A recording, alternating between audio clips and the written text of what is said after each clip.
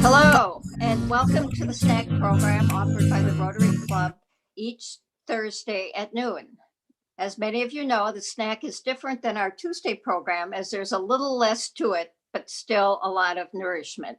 You will find it to be less formal than Tuesday programs, meaning no pledge, invocation, or club business. Will last about 30 minutes, but even though it's only a snack, you can still count on high quality programming and content.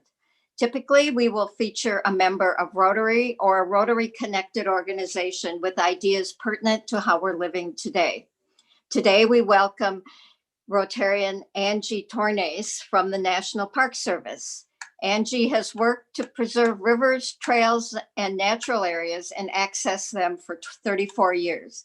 Prior to joining the National Park Service, she worked for the Minnesota Department of Natural Resources and the Nature Conservancy Minnesota, the U.S. Fish and Wildlife Service in Puerto Rico, and the Ohio Department of Natural Resources.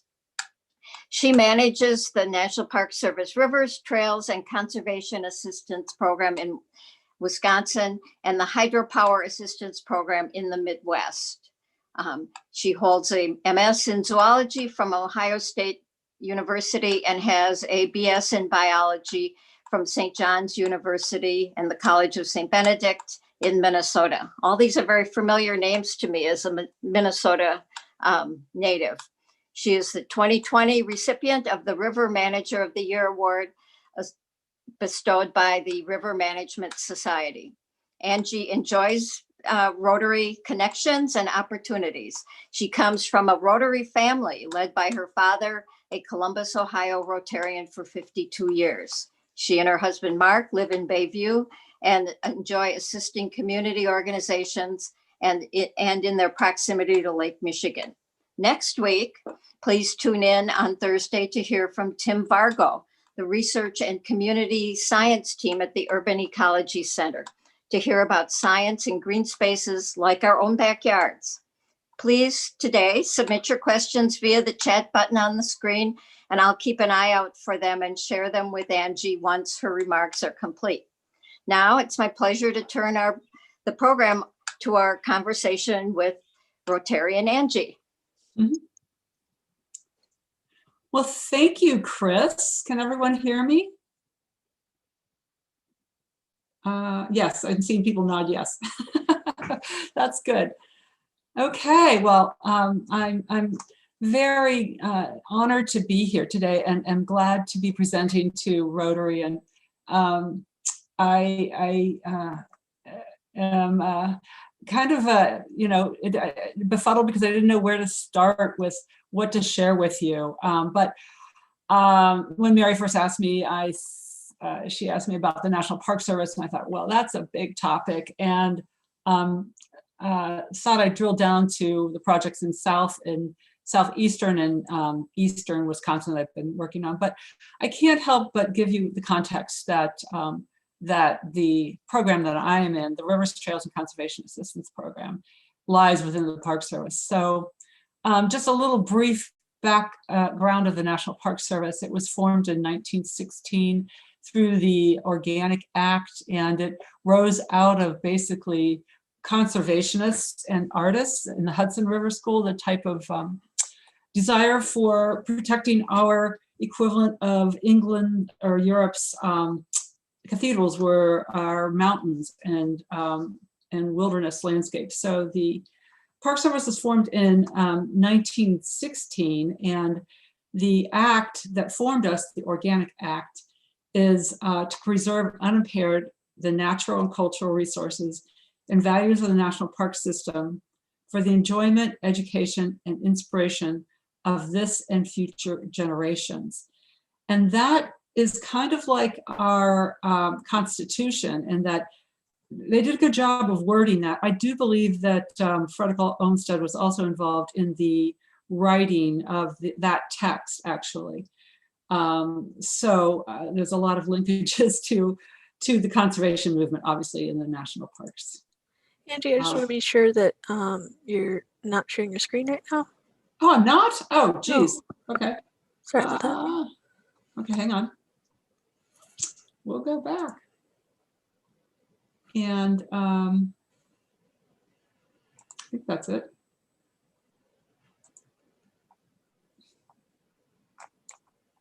There you go. Well, that's good, except now I can't see my notes. So just a second.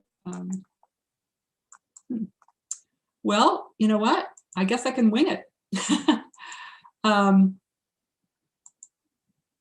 Yeah, well, so the National Park Service has served as a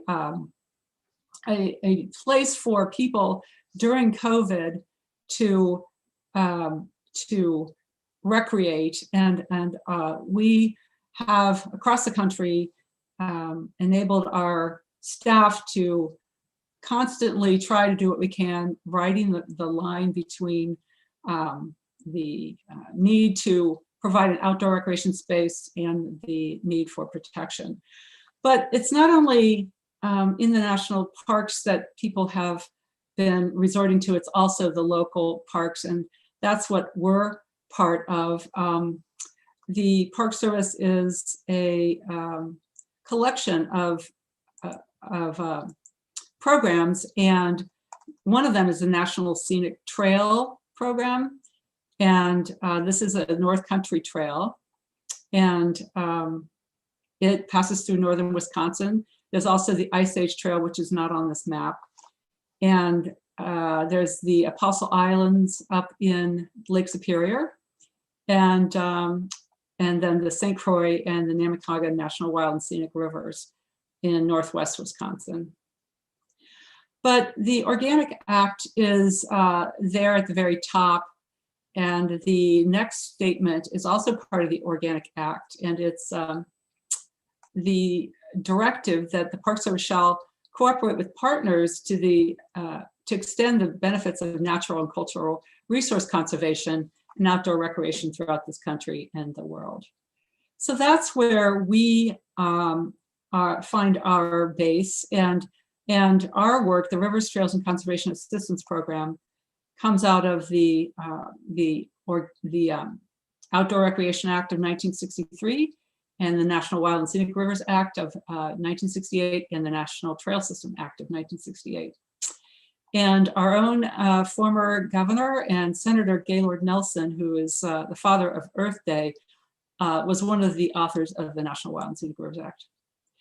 So our program is based in community led and desired projects for conservation and recreation.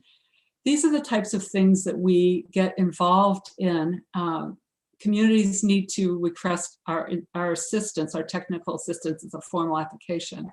But our whole existence and reason to be is basically helping communities figure out their own vision, mission, goals, and objectives for their project, and to create liaisons or partnerships with other stakeholders in the community that would also benefit from the project work that we do. And then we provide them a way forward, steps towards implementing their goals and vision.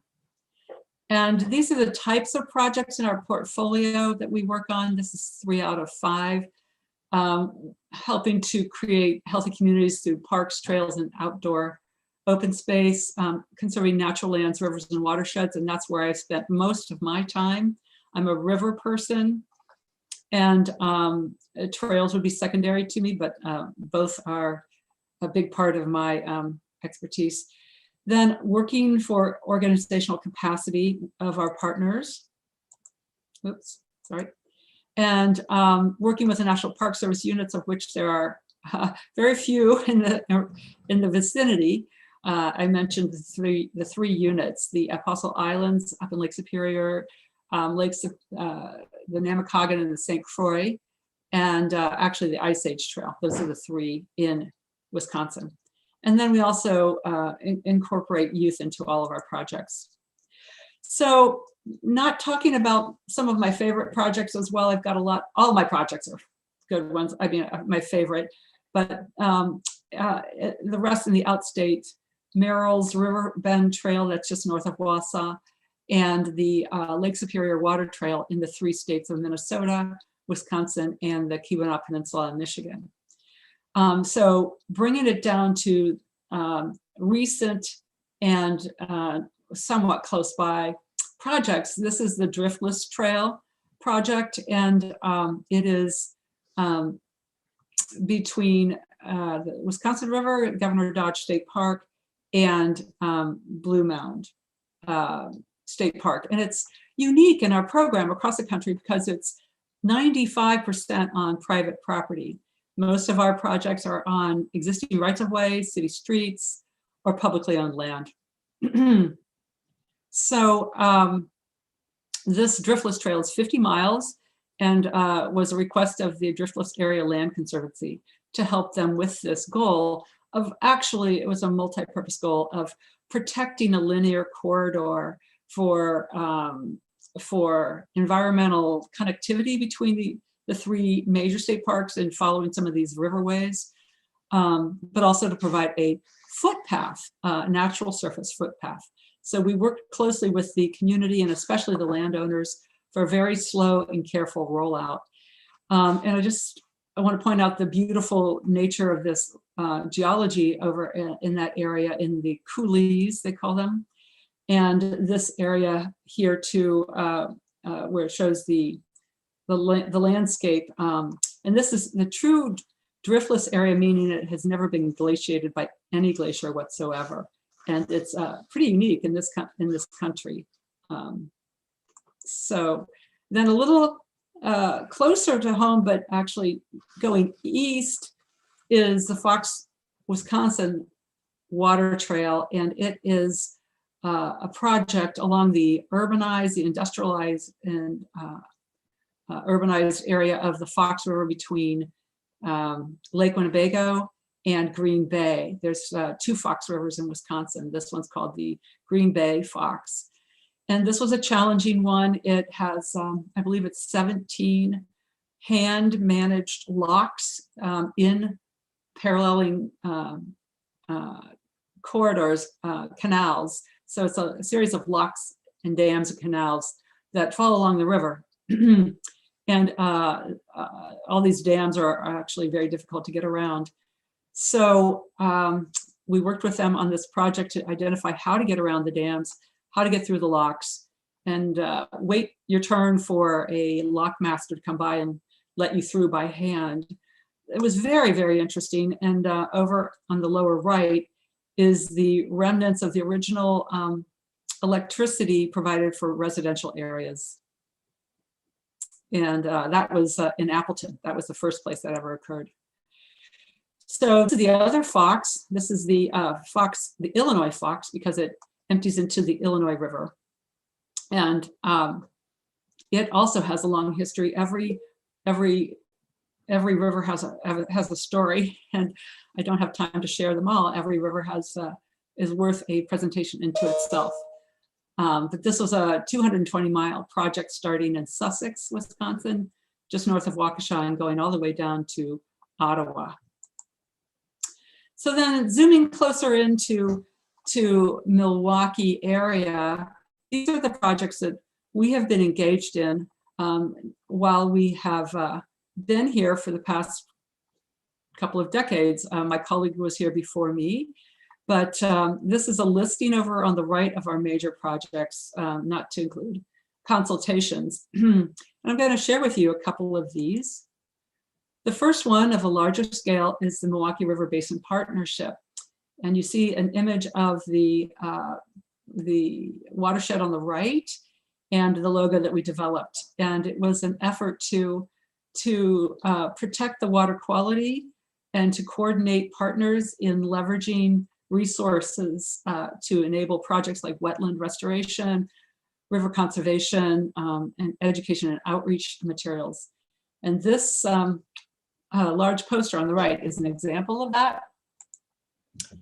And we had 64 different members of this partnership. We also put on the Three Rivers Summit, which was an endeavor to bring everyone together that was interested in the rivers and the watershed. And I believe this was the first one. This was in 2001. And I worked with River Revitalization Foundation and DNR help coordinate this and to bring it off. And it was based on the watershed partnership of the Merrimack River out west. So it then morphed once Kevin Schaefer with MMSD learned about our initiative here and also heard about the Chicago Wilderness Project in Chicago.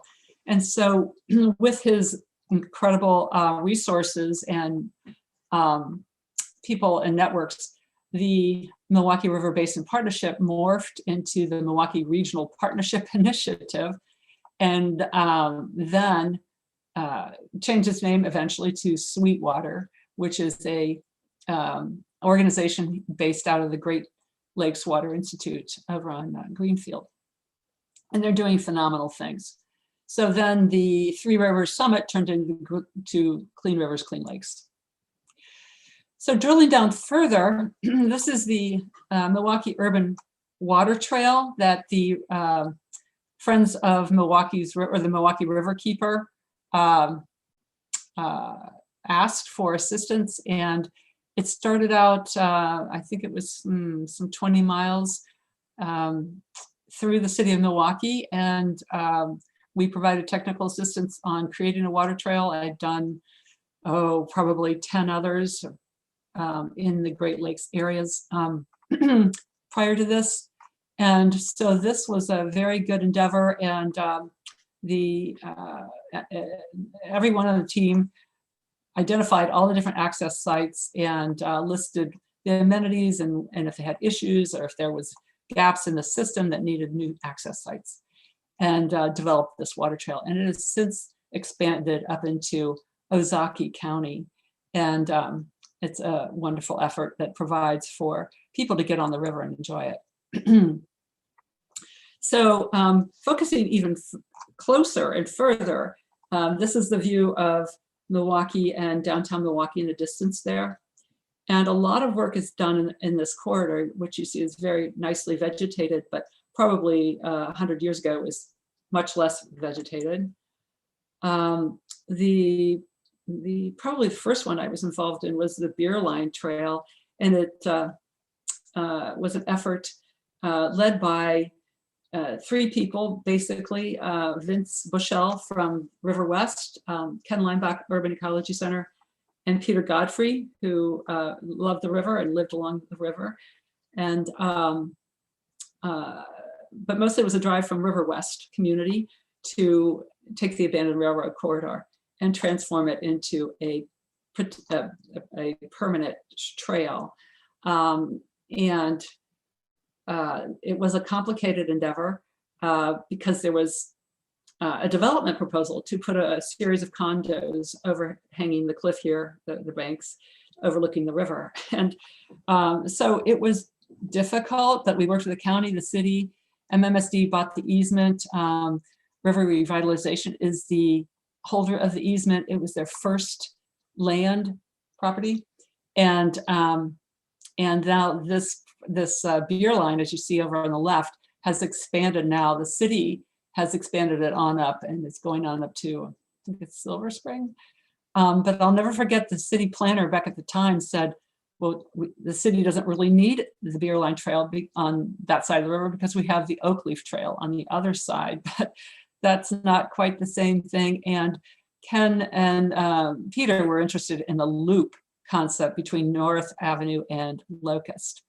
So we did finally work the project, and I think this was in 2004. And you see Kimberly with the River Revitalization Foundation on the right, and Vince Bushell next to her, and Kevin Haley, county landscape planner. And over on the left, I think you might recognize some of those people. Then the East Side Trail evolved. It paralleled the Beer Line Trail in that section between North and Locust. And it's a soft surface trail as well. The Beer Line is actually hard surfaced. But here's a guy walking on the soft surface East Bank Trail, I should say. And then the signage that we developed for the corridor. Whoops, sorry. And this is opening day, well, rolling out the construction, and then opening day with some Rotary members in the lower left and some of the major players in the upper right. And then the grand ribbon cutting there on the right. So one of the components of the river protection endeavor was to develop an overlay zone to protect what is called a view shed. And the view shed is basically an effort, initiative, I should say tools, planning tools to protect. If you were down in the corridor, like on that trail on lower right, the idea would be to not see buildings, new development pop up or clear cut the vegetation. You can see on lower right, that's an old factory on the west side of the river. It was set back enough and the trees have grown up enough that it's really not that visible. But the goal was to step back any kind of development along the corridor so that it would not be seen. And that's what's called the view shed. And it was developed by National Wild Scenic River managers, mostly out west, but then transformed to urban situation. And we borrowed I accessed Portland's overlay zone for their view shed protection as a model for ours. And there was a lot of controversy about zoning, of course, and but there was a lot of public input, and the public did want this. And so with the help of Jeff Fleming, who was on our committee, he was a liaison between, he's a Rotary member, liaison between the coalition and the Greenway Coalition and the city development department and city council. So after, gosh, I think it was like 5 years or something, it finally got into place. And I should say that this complements the overall effort of the partnership that developed along the river called the Milwaukee River Greenway Coalition, and a master plan was developed with all of the stakeholders that addressed many sub-plans like trails and conservation areas and signage.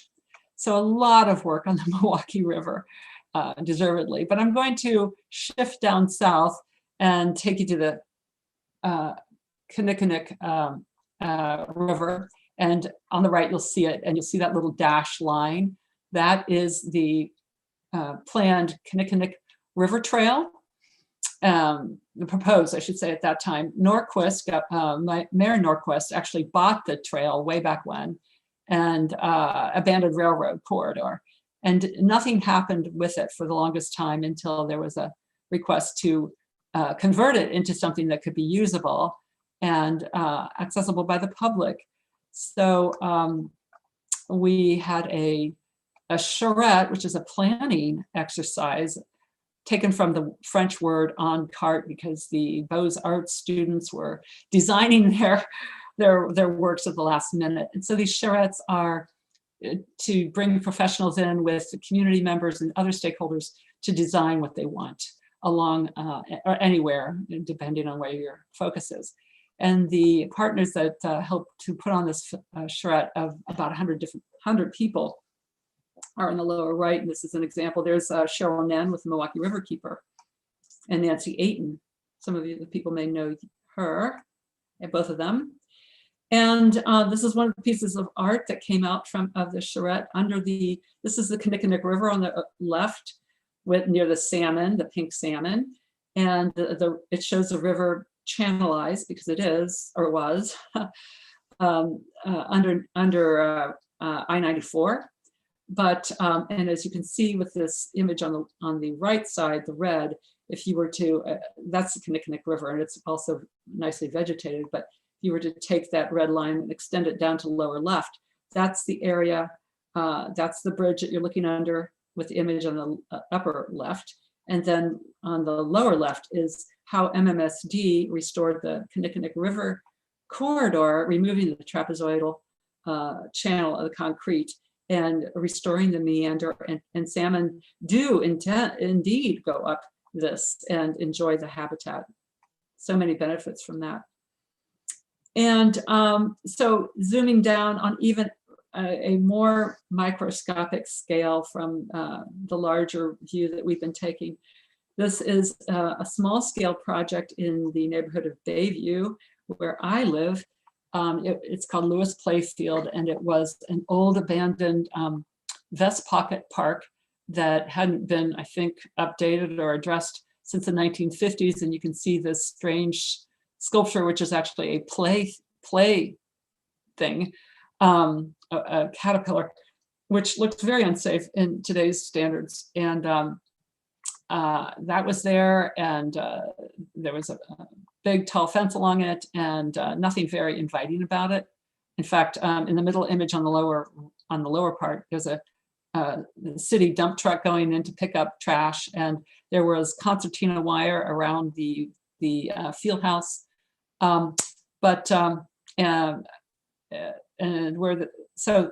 the community wanted to do a complete transformation of this, so it was more attractive and usable. So we worked with the neighborhood and identified their own goals and visions for the project, and then pulled in a landscape architect, Gerald Revelinsky, who was with the American Society of Landscape Architects, and he provided pro bono service to take what was essentially, you see in the upper left, that was the design, and then he transformed it into the image on the right, his concept plan. And as you can see in lower right, that is the end product. So it also, the city of Milwaukee was a major player in this project. It's their property, actually. And funding from the city, from the feds in terms of stormwater retention, green infrastructure. We removed a lot of concrete and put in a rain garden, and also got city funds and forestry money and some HUD community development money. So that is it in a nutshell. And this picture I took of clouds, I stepped out one evening and got this picture because obviously it's impressive, but I inserted it here because I think it's very similar to the image that I first showed you, the colors I showed you first of Thomas Moran's Grand Canyon of the Yellowstone. And with that, that is all. And I thank you for your attention, and I'll take questions. Michelle? Yep. Michelle, can you just unmute everyone? I only saw one question, and that was from Steve Chevalier about whether they were working with the Harbor District. But I think maybe everybody can just Yeah, if you want to ask a question, feel free to unmute yourself. ask a question. Angie, this is Steve. I was just Hi, wondering Steve. how closely. Actually, you know work what, with- Angie, why don't you stop sharing your screen, then we can see Oh, each other. sure. I'm sorry. Okay, go ahead, Steve. I was just wondering how closely you work with the Harbor District on the cleanup of the Milwaukee River that's impending, and the Three Rivers area here. Well, thanks, Steve. Good question. I didn't mention a lot of the work that I've done over the years, and one of the things we were involved in was in the area of concern, which is an EPA designation for those contaminated harbors around the Great Lakes, and consequently, those harbors had to develop, identify what their impairments were, so that they could be worked on to be cleaned up and improved in order for them to start doing good restoration work. And the area, the city, MMSD, a lot of people have gotten, and the Milwaukee Riverkeeper, all have gotten funding from the Great Lakes Restoration Initiative, which is a source of funding provided by the EPA, US EPA. So I have been involved in various aspects of the harbor design and various trails and designs over time. and had some input into the Harbor District Master Plan, and also to the Grand Trunk wetlands restoration and eventual access point for canoes and kayaks. But it's, and some signage, but it's really the Harbor District and Lilith Fowler and her staff that are leading that effort in a great collaborative way. It's very exciting. Thank you. Hi, Angie. Thanks so much for doing this. I am curious, do you, I know you talked about going into Illinois along the southern end of the Fox River. Right. So are you working with the surrounding states then, or? Yeah, although I'm based here in Milwaukee, we are not fixed by state boundaries. I work a lot in the UP just because I'm closest to that area. And I have worked in Minnesota, the North Shore of Lake Superior, and also in Northern Illinois. I've got colleagues now in Chicago, a colleague actually now. So I don't work in Chicago, but this was a project requested by a Wisconsin group. And so we pulled in the Illinois group. And so we've had a mirror image of all the different stakeholders on the Fox to create a bi-state partnership. And I was also curious, do you get involved at all with the Rails to Trails initiative? Some of my projects have been Rails to Trails and conversions around the state. And the Beer Line Trail was one, and the Knickknick River Trail is another. I was involved initially in helping to form the organizational structure for the Route of the Badger, which is an ongoing project here, led by the Rails to Trails Conservancy.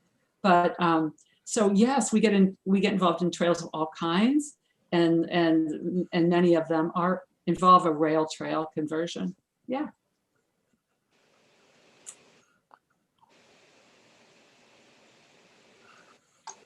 Oh, come on, there must be some other questions. Okay, I had a random question. Okay. I feel kind of stupid. I kind of always thought National Park Service is just the national parks. So one question I had is, what percentage of the budget is devoted to national parks versus work like yours? And another question I had is, how do you define your mission, and do you interface with state agencies very much? Kind of amorphous questions, but feel free to expound. Oh, okay. Well, the first one's very easy. I can't give you exact numbers because it varies from year to year. We are a small flea on the size of an elephant of the National Park Service. We affect most of our projects by leveraging other people's money. We don't give any money away. It's our staff time. And so I can't tell you what the exact budget is for this year, but minuscule compared to what the park units get. Mm-hmm. And the other question is pertaining to who we partner with. Yes, we partner with state governments and DNR and also federal agencies, U.S. Forest Service, Fish and Wildlife. They're part of our communities, and I should have said communities of all scale. We work with every single entity we could possibly find, including our own federal agencies like the Army Corps of Engineers when needed, and I mentioned the other federal land managing entities. But I work a lot with the DNRs, always. The DNRs are great resources. Also regional planning commissions like Sewer PAC, and various regional planning commissions around the state. And in Illinois, we've worked with their regional planning commission. So yeah, we couldn't do anything without, accessing all the information and skills and participation of all of the other partners in our projects. Cool. Yeah, thanks.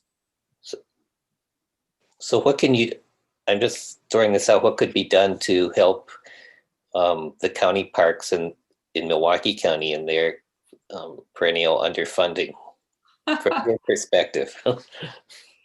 Well, I'll tell you, I was involved, oh gosh, I don't know how long ago it was. Maybe you, I don't know how long you've been around, but there was an effort to create a independent park district like there once was for the Milwaukee County. They were elected representatives to manage the park district, and they were very well funded. That disappeared, and the staff have reduced. I think that was, in the 80s or 90s before my time. Staff has been reduced by half at least, and that was a while ago. There was an effort led by some individuals who were very interested in the welfare of the parks to look into a percentage of tax funding for parks.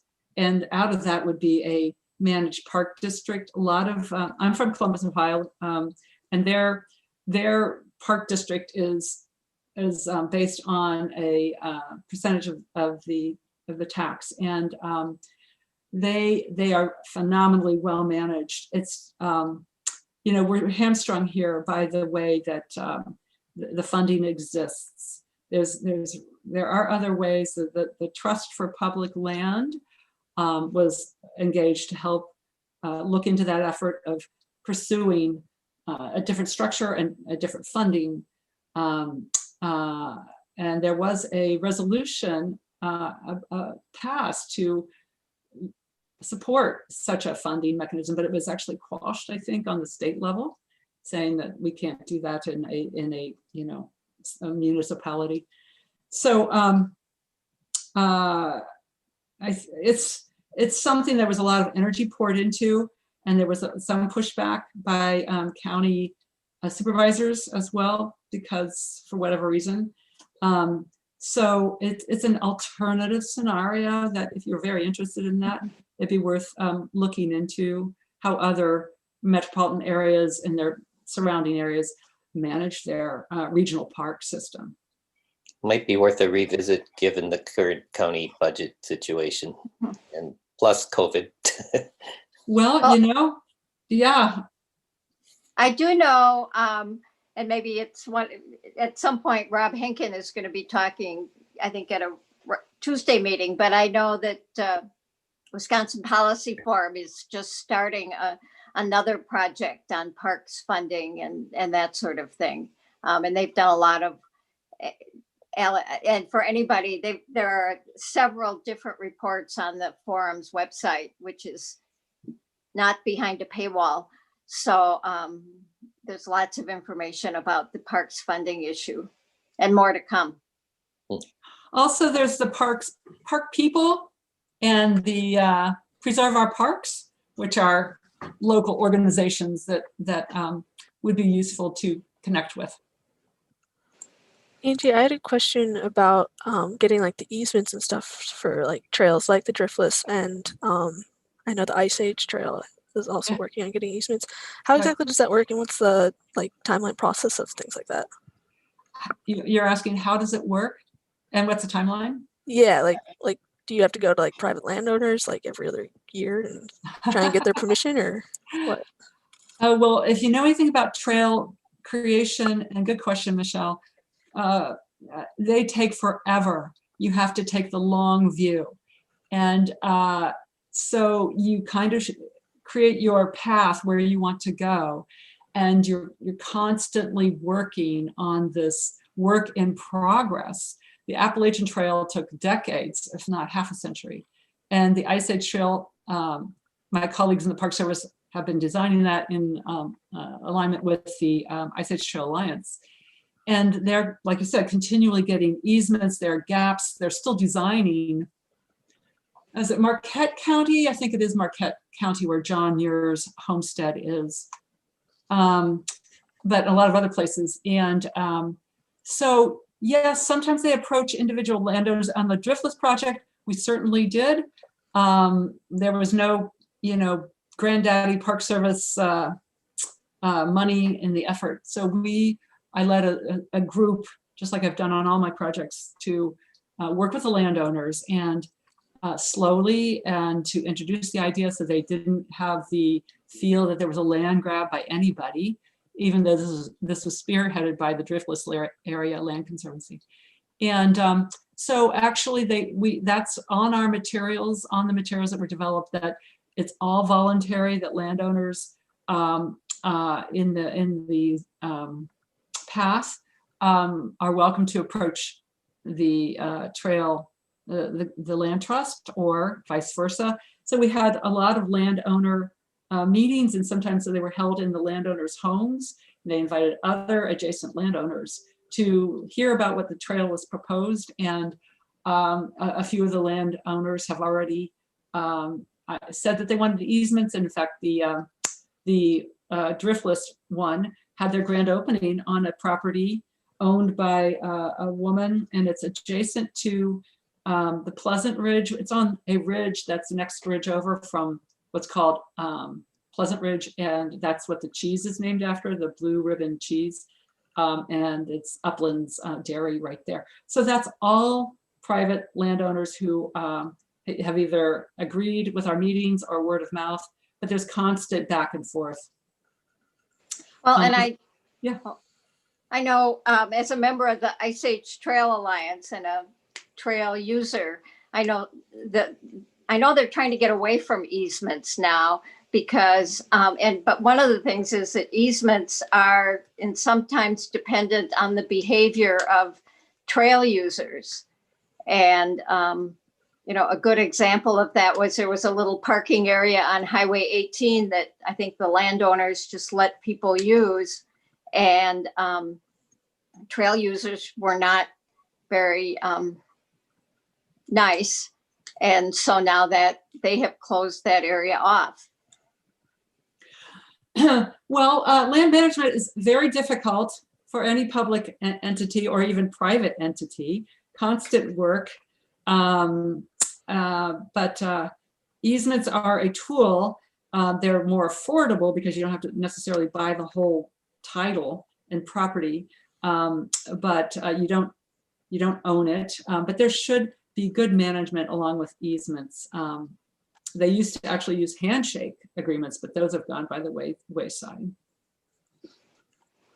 Well, I think we've gone quite a bit beyond our normal time. So you can tell what an interesting program this was. And I think we had probably one of our larger number of attendees. So, well, thank you very much for you. inviting me. And it's been a pleasure. And I left out probably 80% of the material, but I got most of it, I think.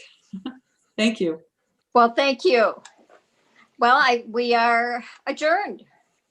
Thank you, everyone, for tuning in.